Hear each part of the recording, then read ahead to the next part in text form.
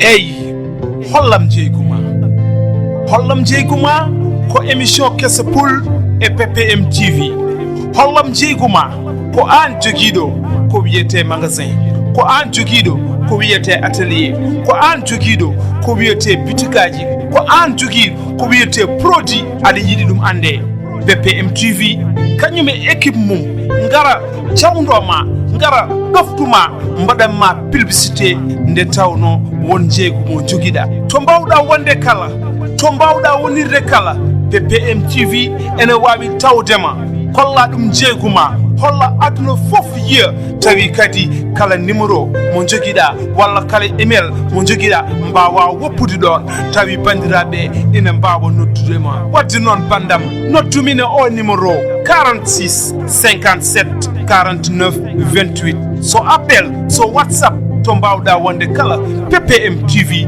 ma tawe ɗon holla ɗum jeeguma holla aduna kala yiya wadde noon won namdiɗomi wimi Gilles so tawi noon min gonani e Nouakchott eyyi to mbawɗa wonde fof aɗa wawi hollude jeeguma hollam jeeguma.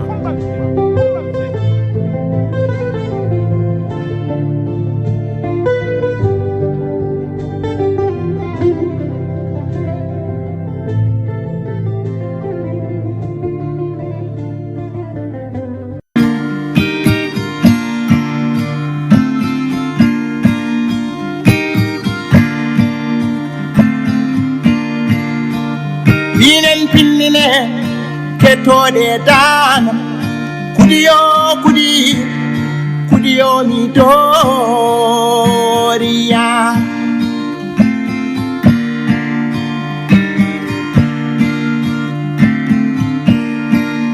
kudiyatira killema e oɗo duniya ganda o duniya ko mere kajulo bi jullo woto wat ka fota ka pullo bi pulla woto wat ko hanane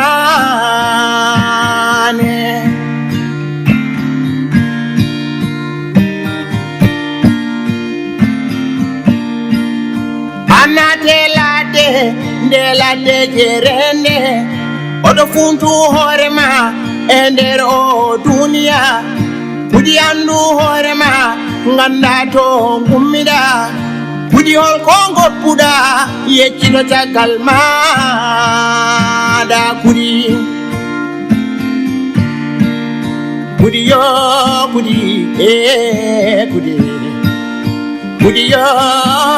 kudi etto danam lade annabi mojo kono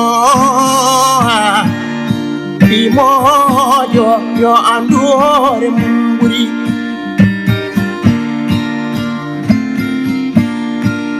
kudi sarewi bele ma dunia ma ate doma hafuko e horema andu kala ko tongudas ma atirete perejom obe binen pinnine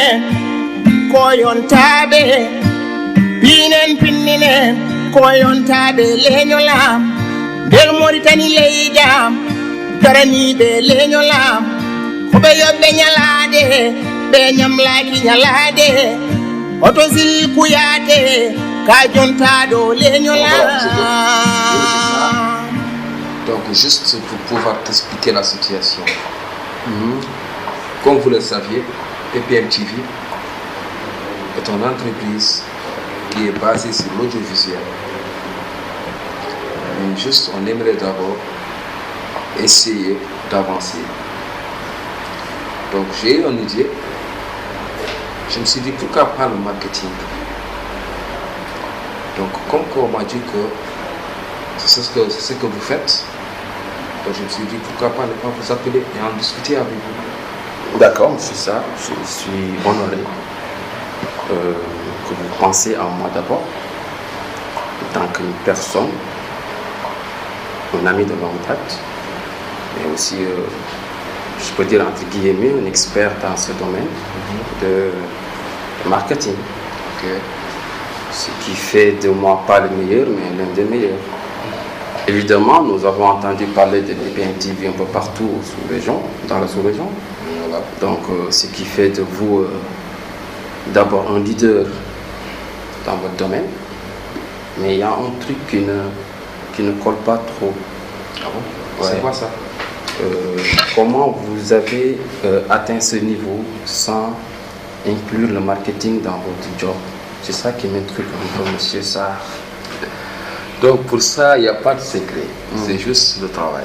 D'accord. J'ai des employés qui respectent le boulot. Que ce soit dans la société ou chez eux. Donc ça, c'est très important. D'habitude, ce que les gens font, ils sont dans les sociétés, là ils travaillent. Mais à la maison, bon, voilà, ils laissent tout à l'entreprise. Alors que nous, c'est différent. Je vais appeler pour demander.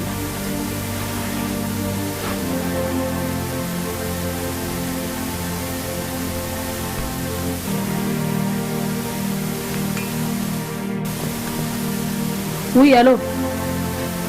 Mon fils, comment tu vas? Ça va aller là-bas? Non, ici, ça commence à faire chaud. Hein? Oui, oui. Il fait un peu chaud. Oui, ça va.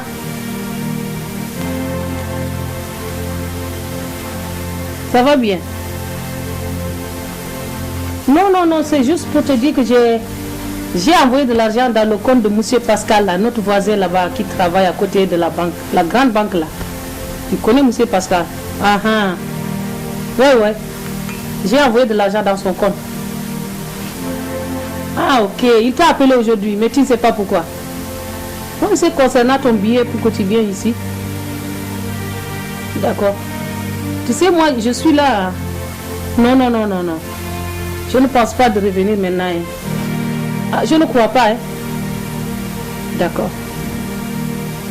D'accord. Si tu reçois ton billet, tu me le dis. Il n'y a pas de problème.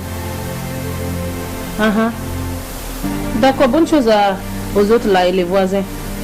Ouais, ouais. D'accord. Il n'y a pas de souci. Bye bye, mon fils. Je t'embrasse. Et ça, c'est vite fait. On travaille à n'importe Je vois là où vous voulez en venir. Dans ce secteur, je veux vraiment vous présenter mes services. Donc, en quelque sorte, le service du marketing est indispensable dans une entreprise. Voilà, surtout tel que votre. Okay. Nous sommes dans un monde où l'image est indispensable et très important aussi. Donc, ce que je vous suggère, d'abord, il faut penser à au moins positionner PPM-TV comme un expert dans son domaine. Voilà. En produisant des produits de qualité. Exact. Mais aussi augmenter le trafic vers le site web de PPM-TV. Ne jamais laisser au hasard, rien du tout. Okay. Mais aussi, n'oubliez pas que PPM-TV peut aider à conquérir de nouveaux clients. C'est le but. Exactement, c'est ça.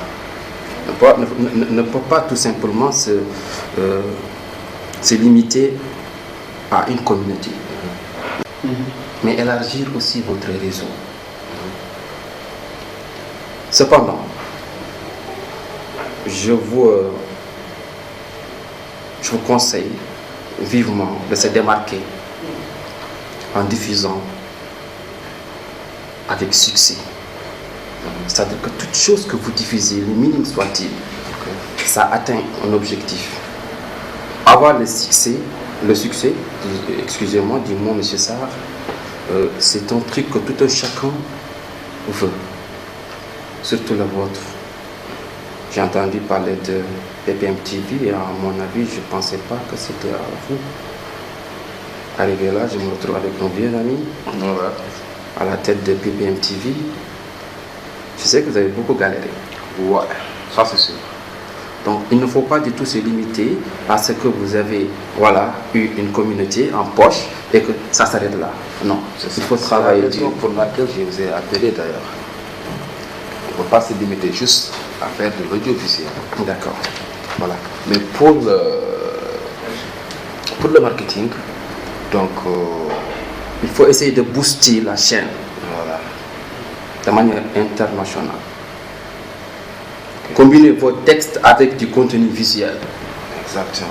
Ça, c'est une bonne idée, ça. C'est ce que je vous suggère d'abord. Réunissez votre équipe. Essayez de pointer des contenus très pointus. C'est-à-dire une méthode qu'on appelle skyscraper, en quelque sorte. Très, très, très, très efficace pour gagner le marché. À mon avis, d'ici au moins une année, il ne doit pas avoir un concurrent qui vous arrivera à la cheville. Et pour y arriver, il faut travailler dur. Je dis même très dur même, c'est ça. Ça ne se limite pas à des simples mots, à des simples paroles, mais c'est un truc que vous devez vous mettre d'abord à l'avant. Enlever ce costume, être un homme de terrain, diriger votre équipe et essayer de faire le maximum possible pour que PPM TV soit à la hauteur.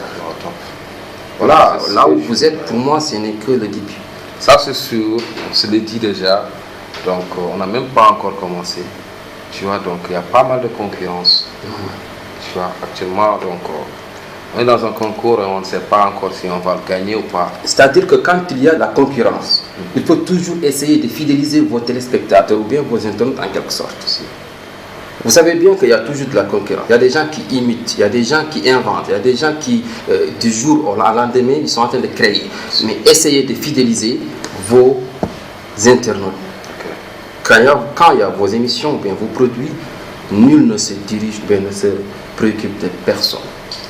Mais dis-moi, est-ce qu'on ne pourrait pas organiser quelques séminaires pour pouvoir faire savoir aux gens ce qu'on peut faire? C'est là où je voulais en venir. C'est-à-dire que essayer d'utiliser le contenu de vos produits en générant un téléspectateur plus un téléspectateur, afin ça devient un public. Voilà. Essayez de créer des conférences, Surtout, des formations, voilà. des ateliers que les gens n'ont pas l'habitude d'avoir, mais il faut innover. Il faut se démarquer totalement de la réalité pour pouvoir gagner un nouveau public. C'est sûr. C'est exactement ça. Donc c'est très important ce que vous venez de dire, monsieur Sarr. Donc, monsieur Sarr, excusez-moi. Donc on va y travailler. Il n'y a pas de souci. Mettez à mon, si j'ai à mon niveau une voilà. équipe, à ma disposition une équipe, et je vais veiller à cela. Voilà, c'est tout. J'y compte bien. Donc, merci d'avoir passé. Je vous en Je ne prie. vais pas te retenir encore beaucoup longtemps. Je vous en prie. Voilà. On reste en contact. J'espère que vous êtes sur toutes les plateformes de communication. Bien sûr, bien sûr, bien sûr. Donc n'oubliez jamais de promouvoir chaque jour. Il faut que vous étouffez les gens avec votre image. Voilà, c'est ça. Il faut que vous faites le maximum pour étouffer tout le monde avec. Ils vont dire que qui est sauf, mais qu'importe. Ça, on ne peut pas l'empêcher. Voilà. Les gens et je vous laisse vont travailler, mais voilà. là, donc, il n'y a pas de souci. Après, je vais vous appeler. je vous en prie. Comme ça, on va mettre en mise au point. D'accord. Ok, merci d'avoir passé. Je vous en prie. Mon ami, mon frère.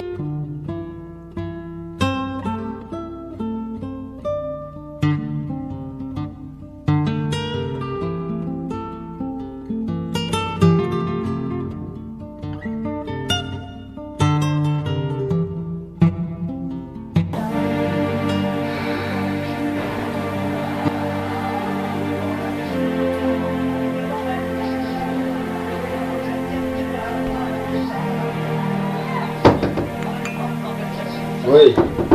Oui. Salam alaikum. Alaykoum salam. Issa. Ça va? Machallah. Magasin. Ah, Jel. Madame. Machallah, Abdullah. Ça va bien? Ça va, bon, Machallah. Bismillah. Alhamdulillah. Ça va? Machallah. Alhamdulillah. Ana wayre? Ah, Jel. Ça va? Tamba. Dérange ni mudi? Non, non, mais pas. Ça. Oui, non, Jel. Alhamdulillah. Machallah, Abdullah. Ça va? Ça va, vous êtes là? No fam wadi muselli kam. Ça va, Wondu ko modum kam. Machallah. Alhamdulillah. Eyi Issa. Minen de ko koyre ñamati min do en. Sa yi min gari do en ko sabi. Ada andi ko ala kuran ngel parce que en ala foten dawday. en gaddi ko heewi kono noon seeɗani naara tan kono fotani naade ɗum a faami komin ƴewɗo no min ƴewtidi min tawi noon mbawduɗen ni fewani isa minen komin sehilaɓe ma ɗum ko guila hanki taw hannde arani hannde ari kadi yanti hen hakkude meɗen gandu wawa wonde ɗon minen somin mbiya min gañma ane horma fota ɗum jabde mais won gueɗe so sehilama jiiɗum e maɗa ene poti jaɓɓude koye men gara kalanma minen noon min kaldirani pour ganduɗa hoorema ya mettin walla ya woppumin walla ko nande non non non minen min kaldiri ko min sehilaɓe ma wonko jogori yandema fewani min gara min kalanma a faami kono noon an a yiran ɗum noon jiwɗama taw minen komin añɓem walla ko nandi hen non min jogoɗan añɓem par ce que famno wawde fof ko joom suudu ma minen min mbawa añandema faam a faami te amin gandi kadi aɗa yiiɗim kono so tawi wonko min gandi hen min kalanta ɗum a faami kono ɗum fof e wade noon min jewtidi min e kawoy min ɓamdi hen wonde no mbaduɗen ni fewani wi comme ko noon min ƴeewa arde ɗo min jotto e maɗa min jewtito e ma ko jam noon addi min ɗo ko koyɗe jam tan addi min ɗo ko duttuɗen ko gonnoɗen ɗo faami ɗum jeeyi sababu min gari ɗo ene hannde kadi Issa no wimani ko no wooti minen noon koko mbima komin mbima ko waran ɗo min jagguno hanke e cagde amin nangi ɗo kono kadi wonko yoɗani hakkude men addani min ɗo noon amin ƴewtidi koye amen amin jeewi koye amen min goni ko walla ko min kalma ko kono gonga amen o noon ko yewlotata ko sababu ɗum ɗo heddoto tan ko ni soofi no mbawduɗen ni min jiiɗi min jooɗo jewten yewtere men de ala ko nata wona dental ɗum min jiiɗi par ce que sa ƴeewi hanki kalɗo jiiɗɗa yeer a yiiɗon Issa walla jeeya kam ɗon donc noon hannde so wonti tan ko min tan e yeero aɗa woni bangue ma ɗum wona hunde hande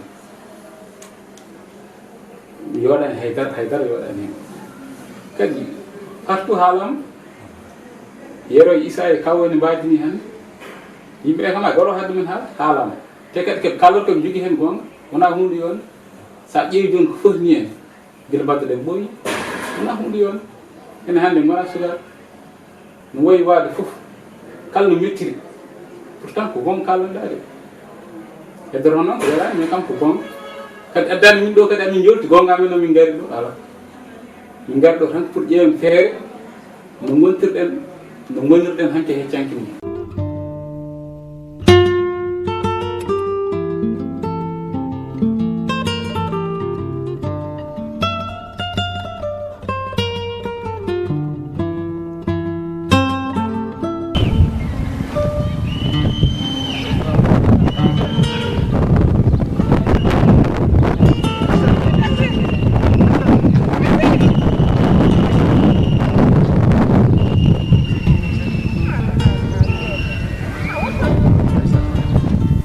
an heɓani ko mbeɗa noddumaɗo walla aɗa salo jabadim eyyi heɓantomaɗo ay min a ƴeew ay oto daɗimo kam min cikkuɗa komi yiyani mi yiyima kono nde tewno kono mbaɗon ni mbaɗon gondire noon tan wadde somi faami ka cikkandomi hay somi cikkani waɗɗani ɗon min mi wonata mawɗo kellifaɗo mi nodduma an mawɗo kellifaɗo mi haalanma haajam anani jaaha garta aɗa haalanami wonde komi famata ɗum noon mi ɗaccidima an o e deede mbayeno mbaɗon ni kono noon kam mo mayde waajaki aduna hande no wayi mettude e weñade waajaki on mbiɗon onon tan kono no mbaɗon tan guila oɗo kono sukaɓe ni kono aniɓe ala fof komin mbatta so on e cagatagal moon hay asma noon mbiya tan ko oɗon mbawi fodde cikkan noon taɗen mawni oɗon jiiya yahoɓe pelkito janamaya oɗon jiiya leliɓe pinani oɗon jiiya wona mawni maayi ko gasni ma en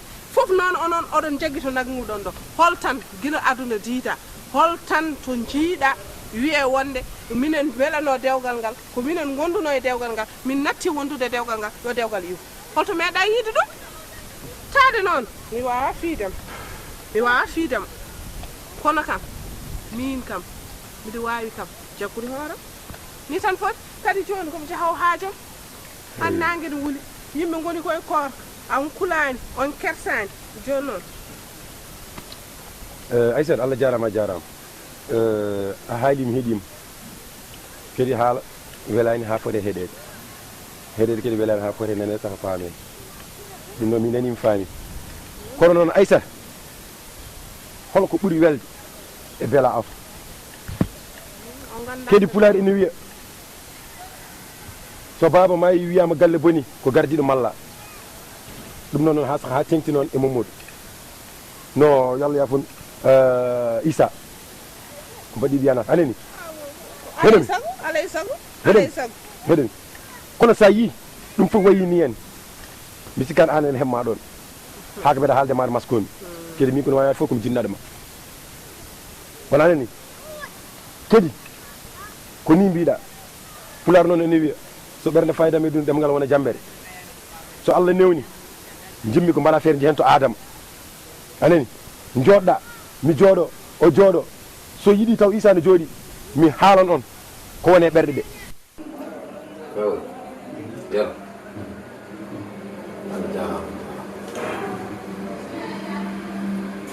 déjà e nder haala ka on mbi wonde garangal moon addata ko oɗon jawta aussi ko kalɗon ko ha joni ko nangonɗon ɗon comme ko to nangonɗon ɗo ko ɗon nangoɗon ha joni après fort raison ɓe wara ino haala kadi no nangonon ɗo ha joni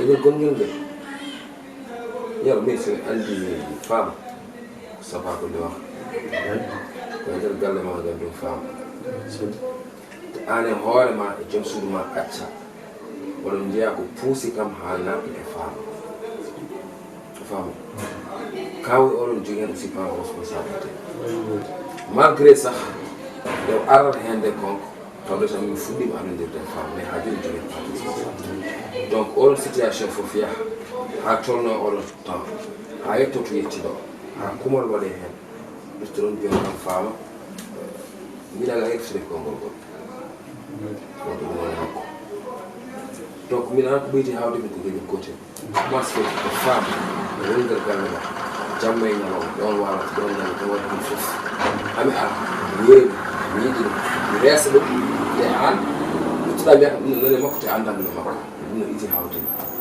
mais kadi ngal ngol ɗo ɗum fof c'est pas important kalmi joni gaccanno passé dans passé ɗum dérange kam l'essentiel ko onto nanguɗon wonto nangumi ɗum ko à part e nder gongal ngal ko hakkudam min e moɗon kalmin komi salat ɗum certes ko gonko hakkude men no wayni joni en soofi min fof kalmi te ko hunde famano wonde hakkude men faama ɗum ko hakkude men faama hakkude men moɗon ɗiɗi hakkude men faama donc on fotano waati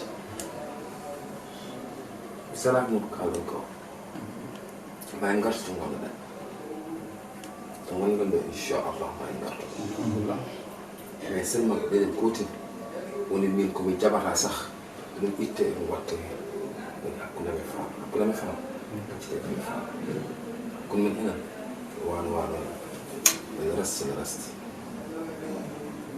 eyyi kadi koko mbima ko tan kamɓe woni gonga ene taƴi en ɗam ɗum no wadde to kalɗaɗo aɗa jogui gonga ma minenne kadi min kalɗa min jogui gonga men joni goto min fof ren gonga muɗum kono hatta gonten to gonnoɗen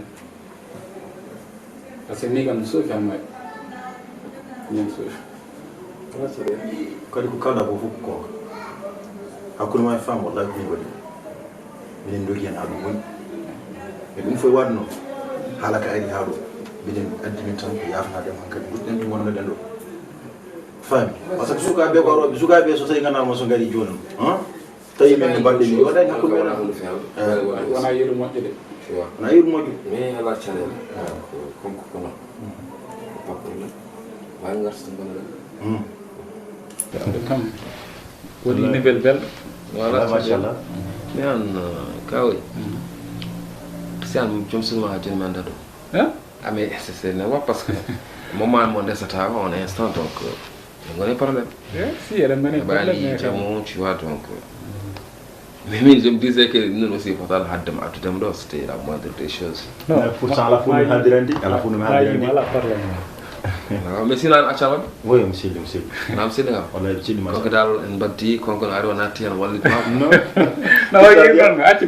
non konko mo jeya ganna ko addi min do en ko ah min ko non bam wiide parce que déjà grandeur ha joni konko wona appel wona à part jour goto o ari do on me namdo kam to ganda mais justement ça fait l'occasion ça non mais rentir bande quoi an comment tu te maries de sa deuxième femme ko pas dum soutma Jawisa oui dans film haale parce que wodi ko kala fok fi hen c'est la si ay ko la di reste récite le droit reste mais aussi première femme kam auto wadum mo acci dum gattindama ni watami onon journée jom do en dem hul parce que on ka fu yoron andi fakko halat ko kon o anda to gonda o wima wonde no dima biidama ya galle be dem ara gel den o yani mo anda déjà handi kam dum ça se fait pas Allah non moi c'est notre dame wala quelque chose comme ça on film en nogatu sen geden kal film o kono non ya taw non odon bay dum rondade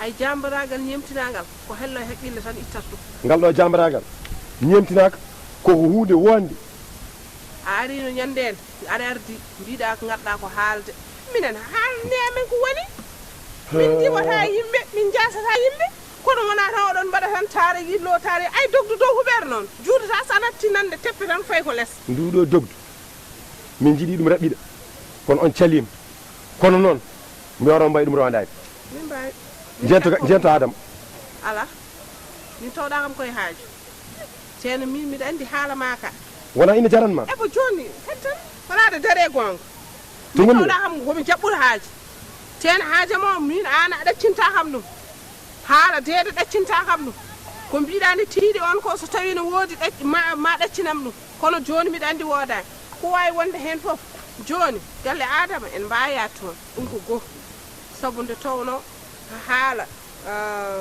famille haada tan koye famille adama hande wonko jilli galle mumen wonko yilli toon anani joni kay en podat ngaade ngara galle mi noddaɓe jewtide kalna amen ko nguufɗa ko gukkita ɗum goto min nde jiɗɗon no jiɗirɗon fof ɓeɗe payɗe ke law tawde ma mi mbiɗa haaltan kedi korka ka ko fuɗɗi wulde ala caɗele min no jiɗɗa ene jiɗirɗa so joni joni fof ɓeɗe payɗe ɗum no ɓaw jang fotenga bisimilla beetew bisimilla kono min heɓani mi andi noon gonɗa koye lewru korka ay no neɗɗo waɗirte ko moƴƴi sowane e jeenade ni ko noon so neɗɗo haali ko woodani sowante en bonande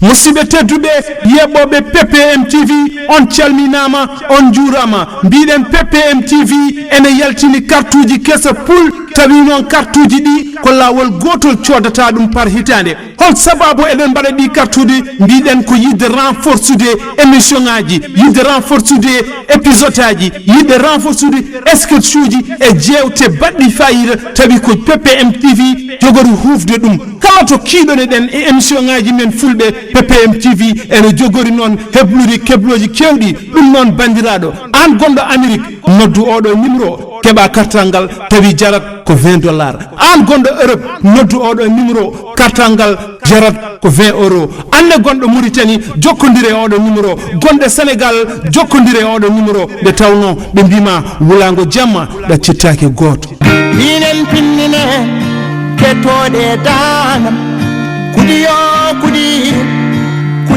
mi doriya